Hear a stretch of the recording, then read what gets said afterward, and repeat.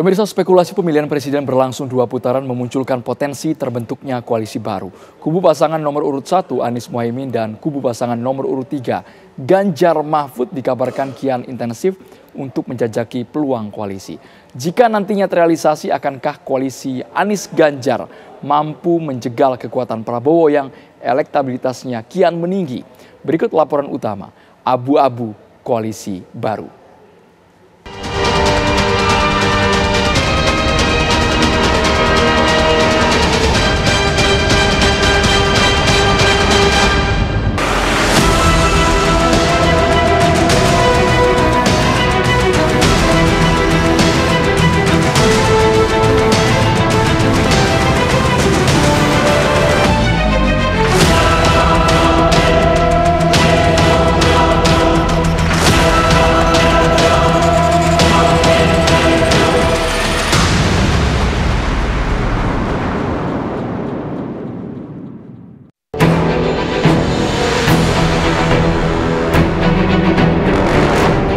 Narasi pembentukan poros baru antara kubu Anies Mohaimin dan Ganjar Mahfud masih terus bergulir.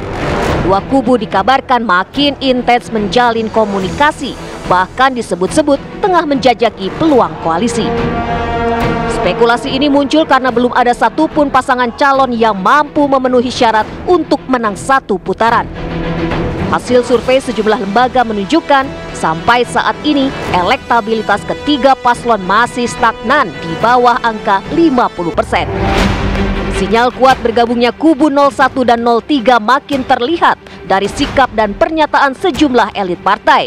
Mau tak mau, suka tidak suka, kubu Anies dan kubu Ganjar dipaksa berkoalisi untuk menang jika Pilpres berlanjut 2 putaran.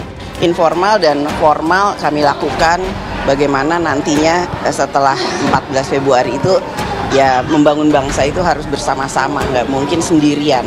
Dan membangun bangsa itu tentu saja kita serahkan kepada rakyat, menangkan hati rakyat, pilih pemimpin yang memang bisa pilihan rakyat sehingga rakyatnya yang akan menjadi juaranya. Insya Allah saya itu terbuka pada semua kalangan ya, karena kita nggak tahu juga dengan siapa nanti kita, apakah kita masuk, kita ya mudah-mudahan itu harapannya. Tapi nanti dengan siapanya juga kita nggak tahu juga kan. Oleh karena itu semua komunikasi ini ya mesti terbangun dengan baik, sehingga jangan jadikan Pilpres ini sebagai sebuah sarana justru untuk saling bermusuhan satu sama lain. Koalisi merupakan fenomena biasa dalam urusan politik demi menjegal lawan yang dianggap sulit dikalahkan. Hanya saja bergabungnya dua kubu yang sebelumnya berseberangan bukanlah perkara mudah. Butuh kesepakatan untuk menyamakan persepsi di tingkat elit hingga kerja keras menyatukan suara di akar rumput. Kalaupun Pilpres berlangsung dalam 2 kali putaran, berarti memang pihak yang kalah ya saya kira harus menentukan sikap politik untuk bergabung pada poros yang potensial menang. Nah, apakah kalau Pilpres putaran kedua diikuti oleh katakanlah Pak Prabowo Gibran dengan kubunya Pak Anies Mohaimin, ini kelompoknya Pak Ganjar bisa bergabung dengan kelompoknya Pak Anies, ya saya kira di tingkat elit bisa saja, tetapi di tingkat akar rumput saya kira ada hambatan-hambatan yang sifatnya ideologis yang sulit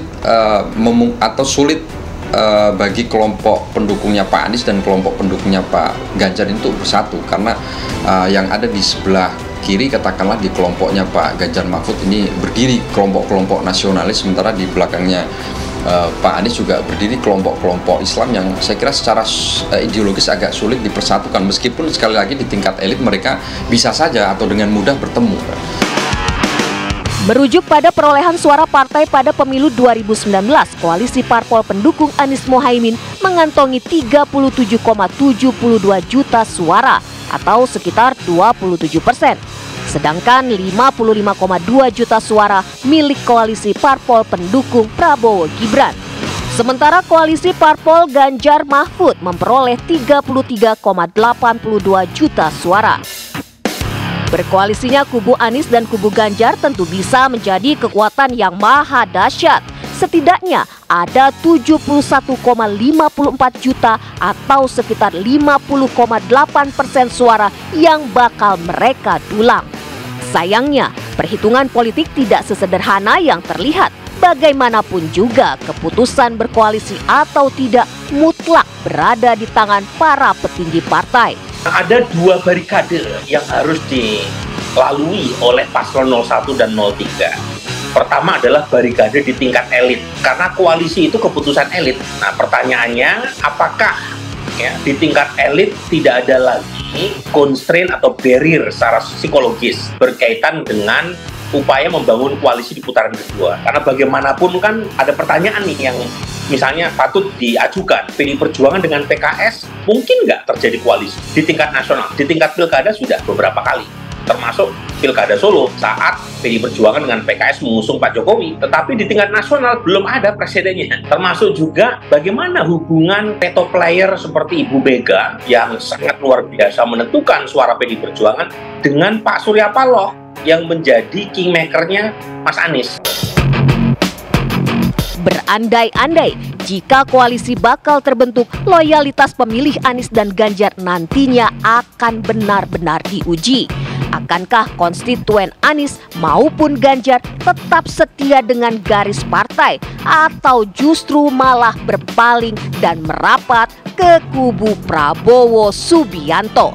Apalagi tidak gampang untuk menyatukan partai pengusung yang memang berbeda dari sisi ideologi.